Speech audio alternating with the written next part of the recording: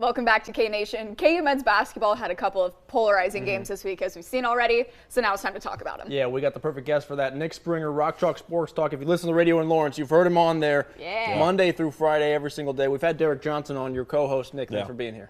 Yeah, thanks for having me. I'm really excited to be here. Unfortunate coming off a Kansas loss, but, it is what it is. At least we have stuff to talk about now. Yeah. So let's talk about that loss. They did get the win earlier in the week, so it wasn't all a bad week. Is this league just that good? I feel like we do this every year with KU men's basketball. They lose a few games, maybe they shouldn't, or that people don't want them to, and then people freak out. Is there you got any freak out going over here? I think there definitely is reason to be concerned about KU right now. I mean, this is tied for Bill Self's worst start to conference play since he's been at KU at 4-3 right now. And you've added a team like Houston that is shown to be a really, really elite team. And I think it's pretty clear that on any given night, any team can beat anybody in the league right now. So that's the real struggle for Kansas. And even more so when you think about KU on the road in the league right now.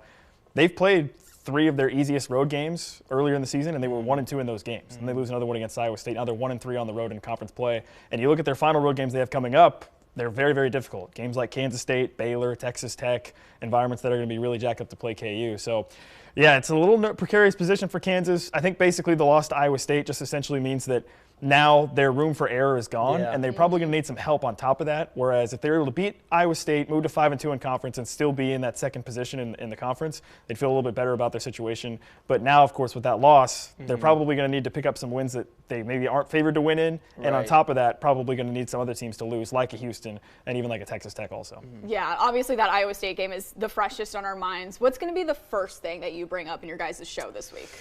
Oh, man, it'll be tough to not talk about the three-point shooting of Iowa State, right? I mean, in the first half, it was a really high-level game. Both defenses were playing pretty well. And then Iowa State comes out and starts 6 of 6 from 3 in the second half, which is just brutal, right? I mean, Iowa State's already a tough defensive team. They force a lot of turnovers. KU did a pretty good job of actually not turning the ball over, only 12 turnovers in the game. But when you have a team that comes out and shoots the ball like that from 3, especially at home, that's so tough to come back from. And overall, I thought KU didn't really play that poorly against Iowa State. But, I mean, given how Iowa State was shooting the ball from 3, that became very, very difficult. And so I think the three-point shooting will be the first thing to jump out, right? I mean, Iowa State makes 14 threes. Trey King for Iowa State makes more threes than he's made in his entire career, which doesn't even make any sense. He's like a 20% three-point shooter on his career coming into that game. So some really brutal luck for Kansas there, and I think that's probably going to be the headline. Beyond that, Kevin McCullough was really inefficient for Kansas in the game. It was probably one of his worst games. He made a couple bad turnovers also late in the second half, and he was only 5 of 18 from the floor. So he ended up still scoring, but it was not efficient, which I think really hurt Kansas as well. Yeah, we're going to expect a lot from Kevin. So when he's not an all-out stud, it's unusual. Let's talk a little bit about that three-point shooting. We talked about it off air here. Teams seem to shoot really well against Kansas. And sometimes it's like, how come they always shoot well against us versus is there a common denominator of the three-point defense at some point? Yeah, it's tough. I mean, I think when you're Kansas, and this is not – nobody's throwing a pity party for Kansas about this, but when you're KU, you're going to get a team's best shot. You're going to get guys really jacked up to play Kansas because of the name on the front of the jersey that you're going up against.